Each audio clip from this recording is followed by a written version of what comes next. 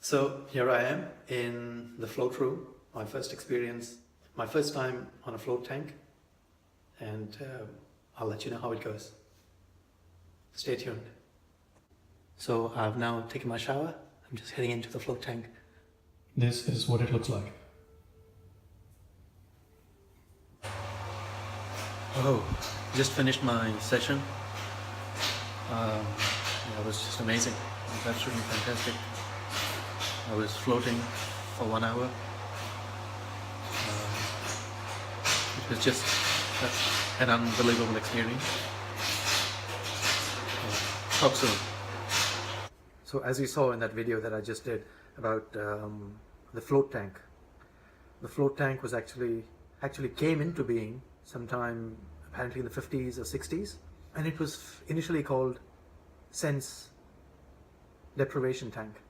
So basically you sit in the tank, there's no sense of vision because you don't see anything, all you see is just darkness. It is soundproof, so obviously you don't hear anything, you don't smell anything, you don't taste anything either. And the sense of touch, which is almost impossible to be without, you almost lose that too. Almost. So why I found that experience absolutely amazing was because I was in a state of senselessness. Not total, but to a very large extent, I was in a state of senselessness. It was a 1 hour session. It took me about the first 5 to 10 minutes. I was beginning to understand this concept of floating. So what happens is there's apparently about 200 kilos of Epsom salt in that tank. And the moment you go in, you automatically just become buoyant. And you just float on the surface. It's just about 1 foot, or maybe 12 to 14 inches of water, and you float. So since I've never experienced this in the past, it took me about 5 or 10 minutes to just get used to it. When we're swimming, obviously we do float, but there's constant movement. But just to be able to float in water, in a tank, without any kind of movement, was absolutely fantastic. It took me about the first 5 to 10 minutes just to get accustomed to that state that I was in.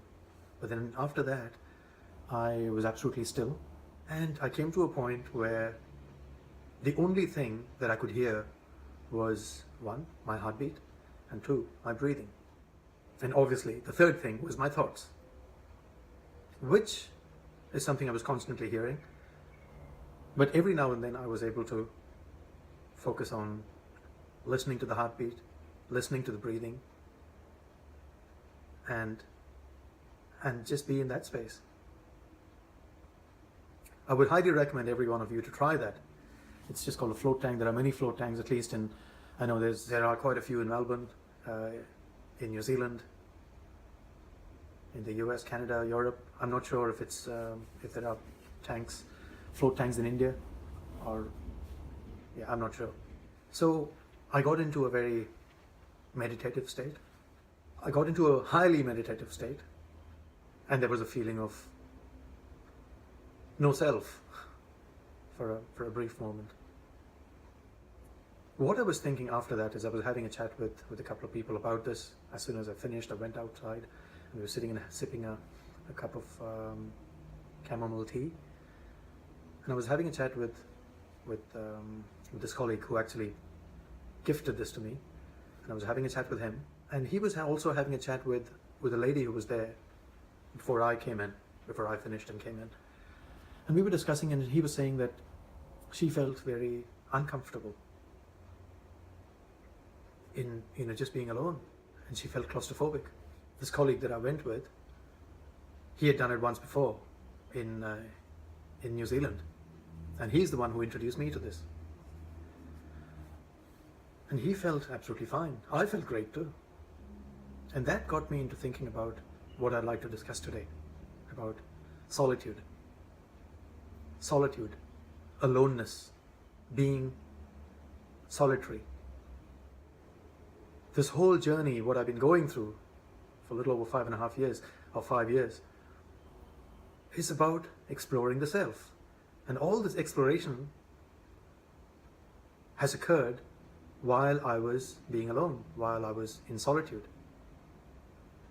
The wee hours of the morning that I spent being just by myself, me in nature, and just inquiring, just pondering, just thoughts, and inquiring about the thoughts, asking some very basic questions in the beginning, which moved on to deeper inquiry. So solitude is something most of us kind of resist.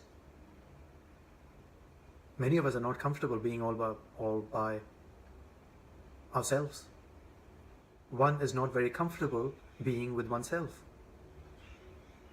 There has to be constant conversation with someone, otherwise they feel insecure. But let me tell you this, you feel the most secure when you're by yourself.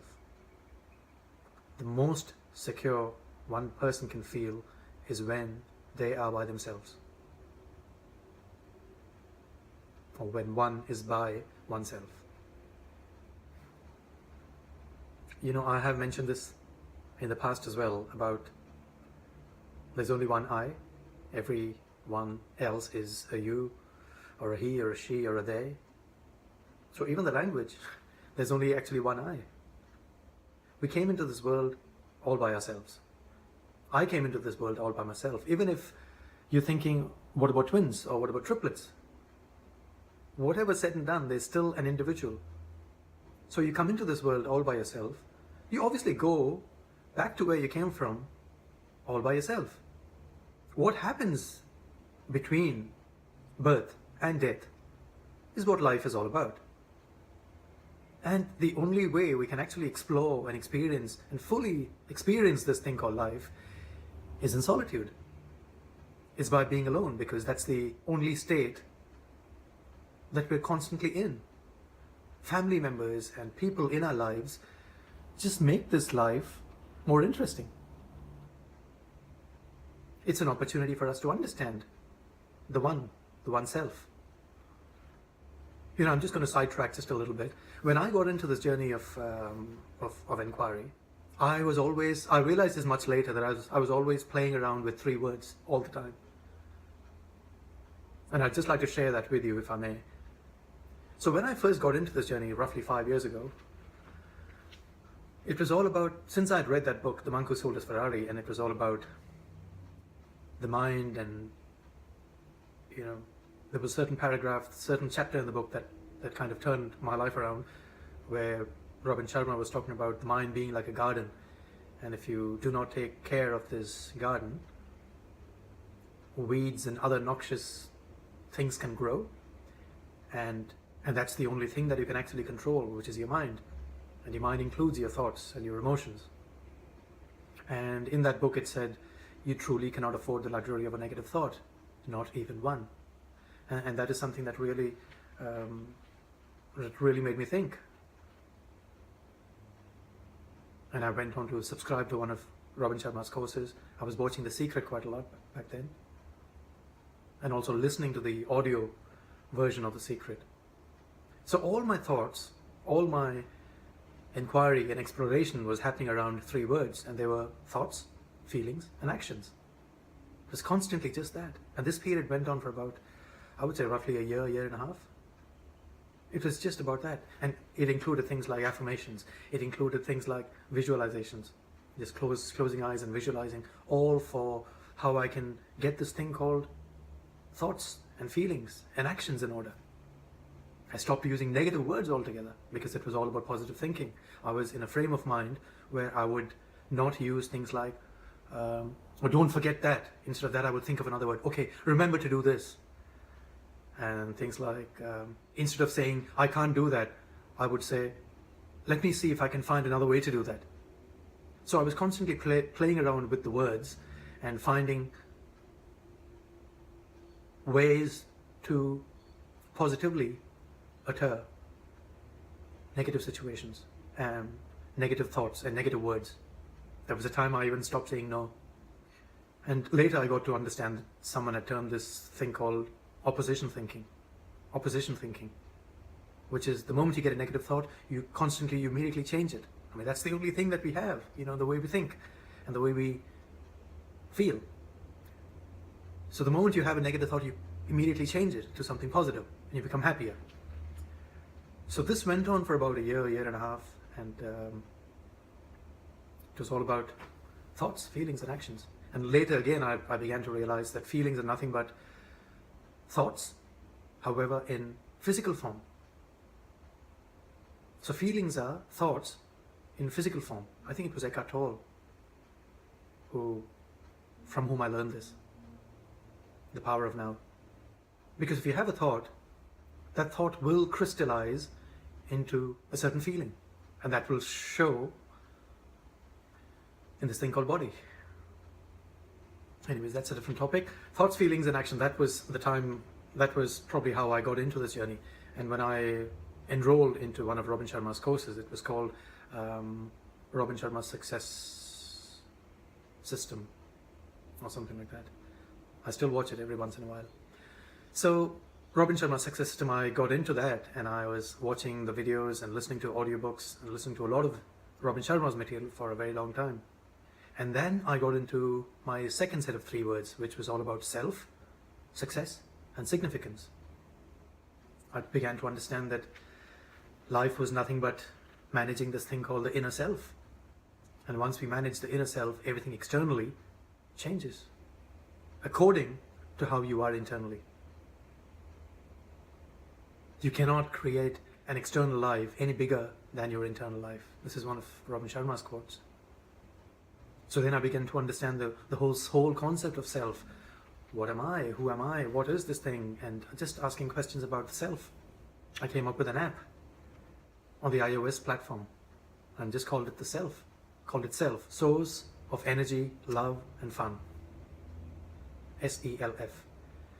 And I was doing a lot of writing, and all my writing, everything that I was writing into my journal was, I was typing it up and putting it onto my app. I was thinking a lot about success as well.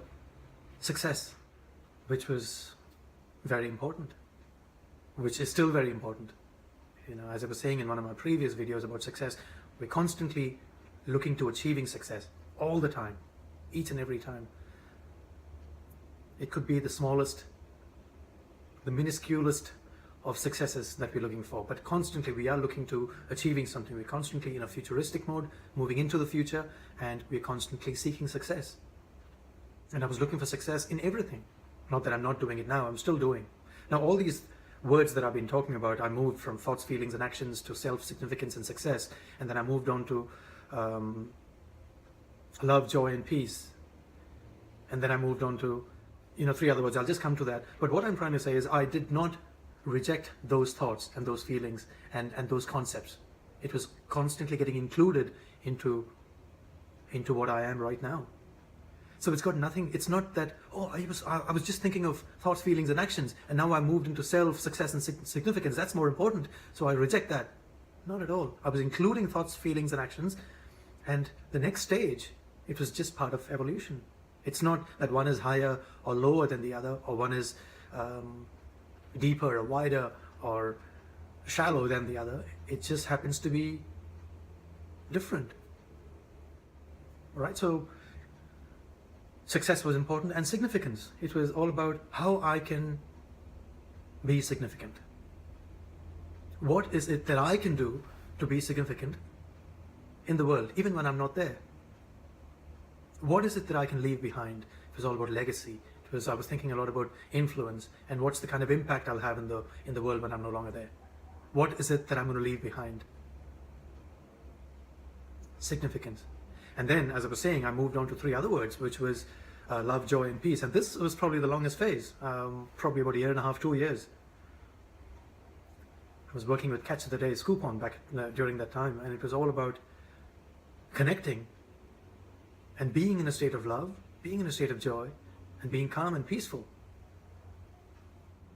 And this was the time I was reading Dr. David Hawkins' trilogy, Power versus Force, Eye of the Eye, and I.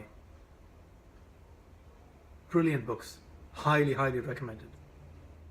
Just reading the Power versus Force will take you to another level if you've not read any books of relating to higher consciousness.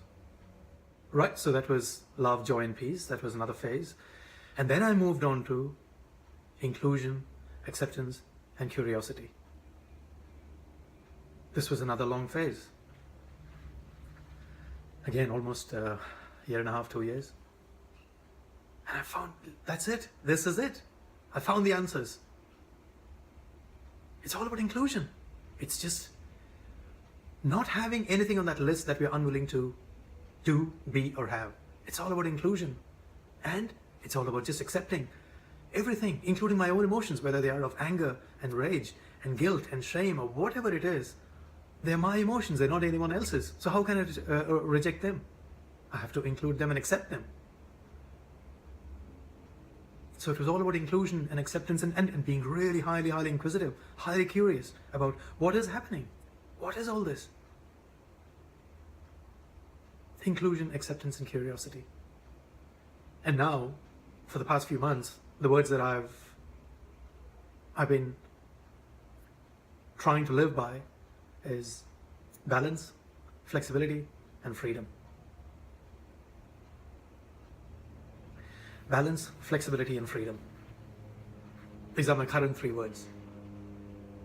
And freedom, I'm not referring to just freedom that we have, that we can do the things that we want. No, I don't think we are really free. We are still bound by a lot of our belief systems, a lot of baggage, which is very hard to do away with. And flexibility is one of the biggest virtues that I can think of. I mean, these are just words. I'm not saying that I embody these words in any way, 100%.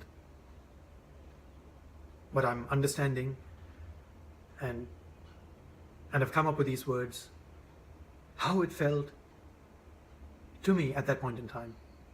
You know, these words are actually not just words, they're really a state of being.